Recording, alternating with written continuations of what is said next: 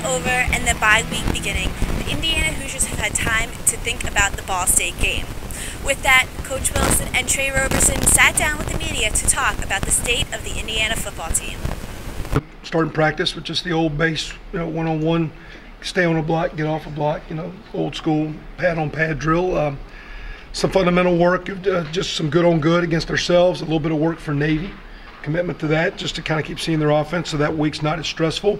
We also use that as a positive for the offense because we get a chance to work on trying to come off the ball harder and lower and the pad level that they play with, but really the pad level, when you pass as much as we do, you start getting high. So it's just to kind of reemphasize pad level. So even though you're running their plays, I don't think it's bad for our offensive linemen and all that kind of stuff. And then we're doing a lot of kicking, and then we're actually finished each day, the first 2 days, about 20 minutes of young guys. After Saturday's injury to Cam Kaufman, Nate Sudfeld was honored with the Big Ten Freshman of the Week award. But with only a hip pointer, Cam's improving injury could prove to cause more competition in the QB spot. I'm doing a lot of throwing with him yet, just to give it time to quieten down.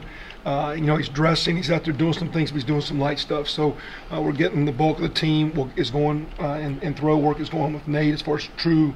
When you say live, I mean the quarterback's never really getting hit, but when you're really playing full go, Nate's getting the bulk of that work, just giving him a chance to get that quiet. Don't want a little thing to nag. So, but he's out there going, just not doing the true teamwork. So Nate's getting a lot of reps. Then we're throwing some reps to Corey Babb and David Nelson, our next two guys, just to kind of, will you talk loud? Can you communicate? And what things can you guys do? Like you seen Saturday, they can throw the ball very well. They're both calm kids. They relax and just play, and they're good leaders. And I was very proud of them on Saturday, the job that they did, and they're just going to keep on working, and you can see they can put points up. Trey Roberson is also a topic of conversation as his own season-ending injury puts him in the press box to watch games and give advice to new quarterbacks. Well, before the game, I was just telling them to look at certain things, and if you see certain things, go ahead and throw this and that. But I didn't really talk to him during the game. I was just up in the booth and just looking at coverages and writing down coverages and talking to Coach Latrell about what's going on. Physically, I mean, I can do a lot of things. I can put pressure on my leg and walk on it right now.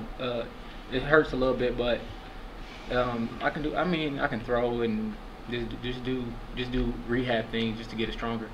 We need to take advantage of every second between now and he's back to keep improving him, strength-wise and knowledge-wise. He'll be limited on mobility, but just getting him bigger, stronger, and just continue, not that he doesn't know offense, but just continuing to grasp. Like Peyton Manning's still trying to grasp every day what they're doing, that kind of stuff.